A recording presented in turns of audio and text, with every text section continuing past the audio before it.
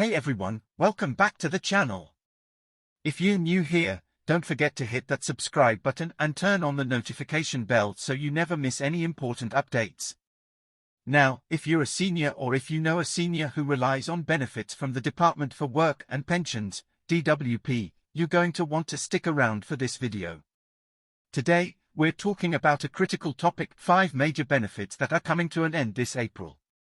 Yes, you heard that right. The DWP has announced some changes that could have a big impact on millions of seniors across the UK.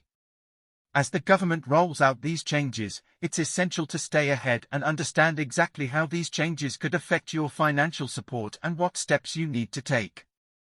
This video will cover everything you need to know, from the benefits that are ending, why they are being phased out, and most importantly, what you can do to prepare. So grab a pen, take some notes, and let's dive into this. Before we jump into the specific benefits that are ending, let's first make sure we're all on the same page. The Department for Work and Pensions, or DWP, is the UK government body responsible for delivering a wide range of benefits, pensions, and financial assistance. If you're a senior, you're probably familiar with some of the key programs that provide you with financial support to help with living costs, housing, healthcare, and more. Every year, the DWP reviews and updates various benefit programs, sometimes making adjustments or completely ending certain benefits. Unfortunately, this year, there are several changes that will impact seniors directly, and if you don't act quickly, you could be left in the dark when these benefits end. Now let's get to the heart of the matter: which benefits are ending this April? There are 5 major benefits that will no longer be available or will undergo significant changes that seniors need to be aware of. Here's a breakdown of what's being cut and what seniors need to know about each one. Winter fuel payments have been a lifeline for many seniors, particularly those who rely on a fixed income. This benefit provides a one-time payment to help seniors with their energy costs during the winter months. However, the government has made some changes this year, and as of April, the eligibility for winter fuel payments will be reduced. If you're aged over 66 and live alone or with no one under the age of 16, you might be affected by this change. The good news is that if you're already receiving the winter fuel payment, you won't lose it immediately. The problem arises for those who've been relying on it but will no longer meet the new eligibility criteria. If you fall into this category, it's important to start planning now. This could mean looking into other energy support programs or seeking help with your energy bills from local charities. It's always a good idea to contact your energy provider and see if there are any additional discounts or support packages available. Cold weather payments are another crucial support program for seniors, especially during harsh winters when the temperatures dip below freezing. But starting in April, the government is suspending the cold weather payment for some areas. If you live in an area that typically gets very cold and has had cold weather payments in the past, this could impact your financial stability during the colder months. The suspension is due to the government focusing its resources on other support programs, such as the winter fuel payment and the energy price guarantee. So if you've been relying on this benefit, you may need to look into alternative options to help during the coldest months.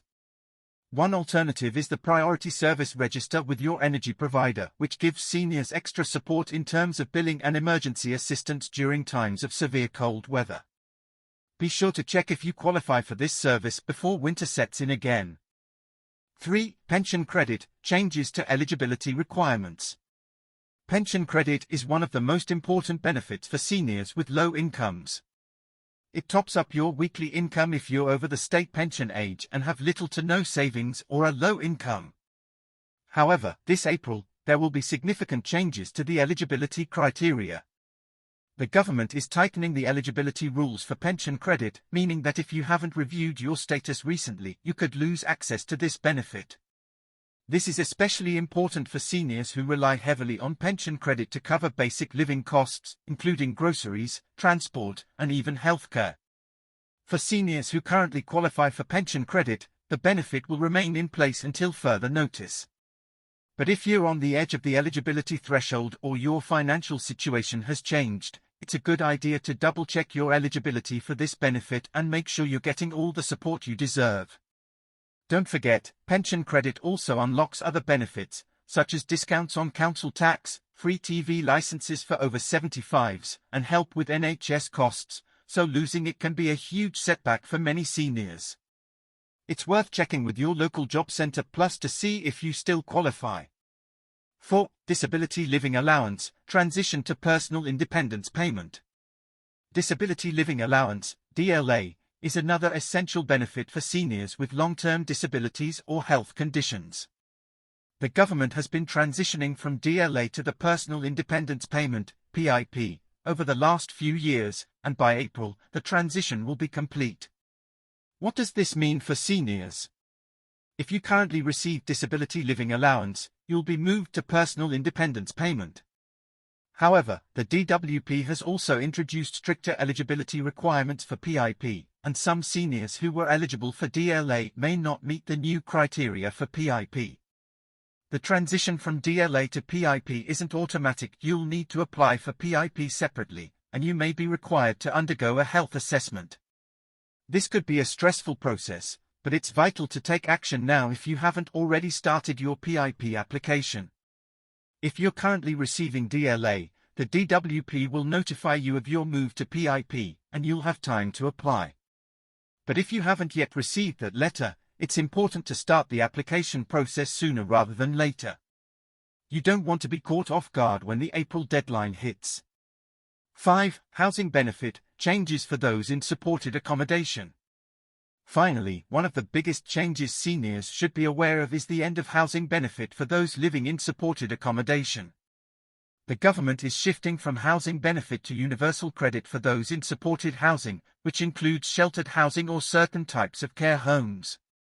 This change is significant for seniors who live in these types of accommodations because it may affect the way their housing costs are covered. If you've been receiving housing benefit to help with your rent or accommodation, you will need to transition to universal credit. However, universal credit can be complicated, and there may be a gap between when you lose housing benefit and when universal credit starts. It's really important to understand the new process for claiming universal credit, especially if you're already in a supported housing situation. Make sure you contact your housing provider to discuss the changes and get advice on how to navigate this transition smoothly. Okay, so now that you know which benefits are ending or changing, what can you do to prepare? Here are some practical steps you can take to ensure you're not left without support when these changes take effect in April. 1. Review your eligibility. It's essential to review your current benefits and see if you're still eligible for the ones you rely on. The DWP has made some significant changes to eligibility criteria this year, so if you haven't already done so, now is the time to double-check. Don't wait until it's too late.